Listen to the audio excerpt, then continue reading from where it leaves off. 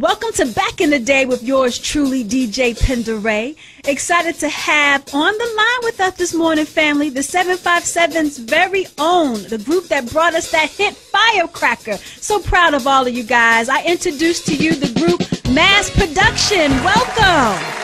Welcome. Yes. Hey, 757. We have LaCoy, we have Rick, we have Tyrone on the line with us. So I'm just going to ask some questions here and there, and however you guys see fit for whomever would like to answer, or all three, it's up to you. But again, thank you so much. No, thank you. You're welcome. It's our pleasure being here. So let's just start with, how did you guys come up with the name Mass Production?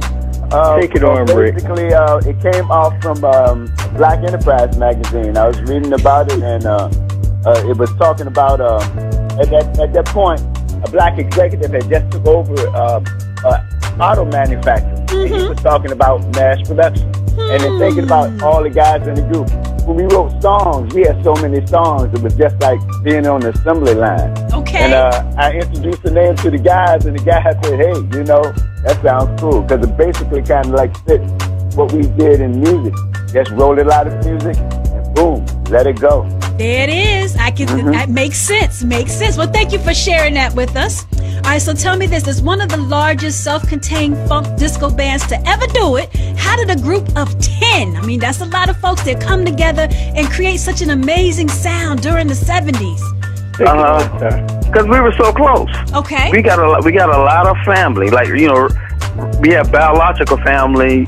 Like Ricky is my biological brother. LaCoy is my brother too. Because we all grew up since we were like 10, 11 years old. Love it. So we were always tight. We were always together.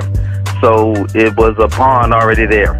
And that's what it's about. Because you see groups today, they break up all the time. So again, to have that large amount, we're talking, it could be a group of 2 and they'll break up quickly, you know. But that's 10 right. of you guys, wow. So you guys started off as children together. Oh, I love it. So I'm going to take you guys back in the day. We're young, we're children, we're young, you know, we're teenagers. What happens? Like, y'all just kicking it one day, somebody's playing something? Like, just take us back then when you guys were younger. How did you guys just form the bond? And understand that you guys are brothers, but again, there's 7 other people that come and join you. But just take me back to that time where you just playing and somebody said, hey, let's get a group together. Believe it or not, we've always recorded. Rick wrote songs since he was about 5 years old. Wow. Right. 5 years old. You better be a writer. And we always experimented. We pooled our monies together, our lunch monies, and we would go to the studio. Wow. To see what we had. And we had a couple of local hits back in the day with a group called The Movements.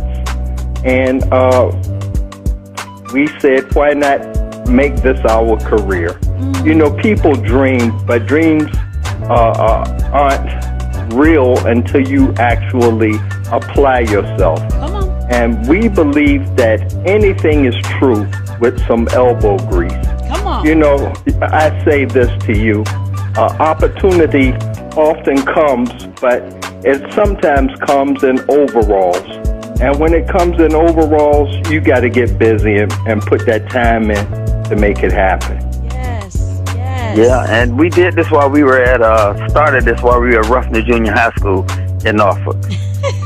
I love it. And going on right on into Booker T, right on up to Norfolk State. Oh, wow. Amen. Yes, yes. So were there other bands that inspired you guys, yes, musically? Oh, races. Yeah, there was so many. Starting out, you know, we go back into that day and age of, to be honest with you, right coming out of Booker T, I remember leaving school one day and I walked up to this motel and I ran into Kool and the Gang. They were really our biggest inspiration. Amen. And little did we know that one day we would be touring with them. But it was, you know, it was groups like that, Kool and the Gang, you know, Blood, Sweat and Tears, all those kind of, you know, it was just, we had a whole genre of people that really inspired us as far as like music. Because we were musicians. We didn't care where it came from. We just cared about it was music. Sly and the Family Stone, Mandrill, all those groups. So So who put instruments? I hear that. Who put instruments in your hands? You guys are young. Once again, like, was it something that you just naturally picked up? Did somebody introduce you guys to the instrument, your choice of instrument, or how did that come about? Wow.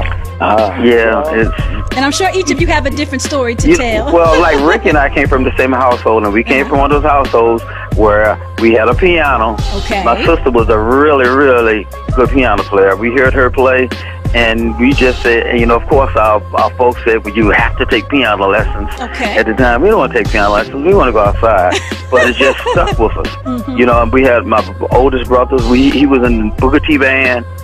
And we while we were all doing our thing with mass production, we were also getting educated by the teachers, the music teachers in school. Mm-hmm. And the choir director, the band director. We were in the marching bands, the symphonic bands, the string ensembles. So we were covering it all the way. Love it, love it.